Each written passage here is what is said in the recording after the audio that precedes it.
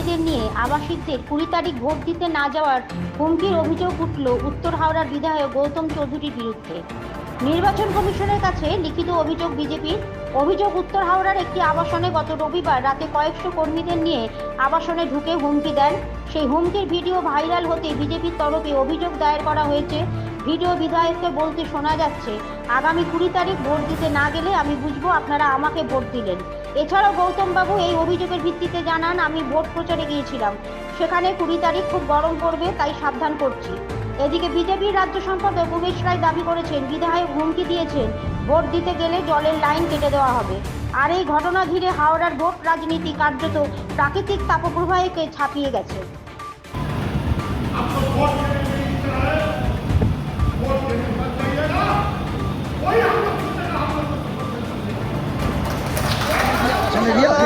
মানুষের দুঃখে, মানুষের কষ্টে, মানুষের বিপদে আপদে তৃণমূল কংগ্রেস থাকে 5 বছর 24 ঘন্টা, প্রত্যেকটা সময় রাস্তায় জল আলো মমতা বন্দ্যোপাধ্যায় দেয়।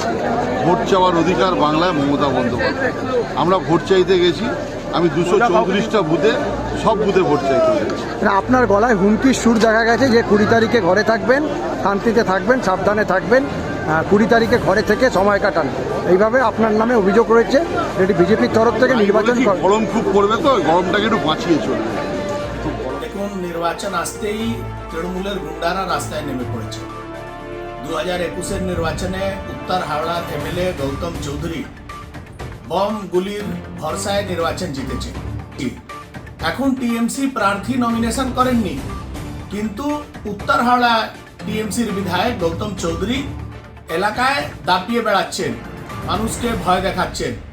কালকে উনি কয়েকশো টিএমসির লোককে নিয়ে উত্তর হাওড়ার গোলাবাড়ি থানার একদম সামনে সুখী সংসার বিল্ডিংয়ে ঢুকে গেলেন রাত্রিবেলা। গিয়ে ওখানে থ্রেট করছেন, মানুষকে বলছেন যে আপনারা তো বিজেপিকে ভোট দেন, আপনারা তো টিএমসিকে ভোট দেন না, বাড়ি থেকে বেরোবেন না, ভোটের দিন ভোট দিতে যাবেন না, আপনি ভোট দেবেন না, আমরা মেনে নেব আপনারা আমাকে ভোট দিচ্ছেন। এটা লোকতন্ত্রের মধ্যে একটা জনপ্রতিনিধি এই কথা বলতে পারে কি করে?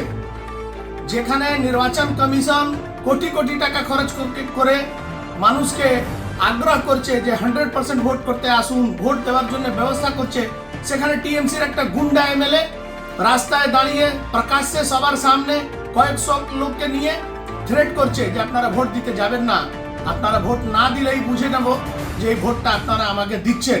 যদি ভোট দিতে যান তাহলে 4 জুনের পর আপনার বাড়ির জলের কানেকশন কেটে দেব। এই সাহসটা হয় এদের কি করে? এত টিএমসি নেতা জেলে ঢুকে গেছে, তারপরেও এদের বুদ্ধি এখনো হোশ আসছে না। আমি এই পুরো বিষয় নিয়ে কেন্দ্রীয় চুনাव আয়োগকে, রাজ্য চুনাव আয়োগকে আমি কমপ্লেন করব, হাওড়া সিটি পুলিশের কমিশনারকে কমপ্লেন করব, যাতে এই গুন্ডারা ভোট ডিস্টার্ব না করতে পারে, তাদেরকে জেলে ঢোকাতে হবে, তখনই এবার নির্বিঘ্নে ভোট হতে পারবে।